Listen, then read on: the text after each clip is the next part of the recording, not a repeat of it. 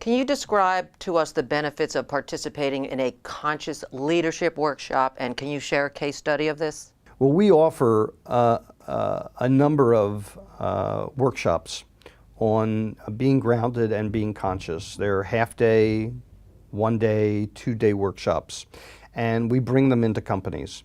And it's my vision that grounded and conscious becomes the new intelligence inside organizations. I'm convinced that in order to survive and thrive in organizational life, we have to be grounded and conscious first before we can learn any other leadership capability. It is our personal roadmap for transformation. Our workshops help people become more aware. They help people adapt faster. They help them be change ready for a new transformation that's coming on board.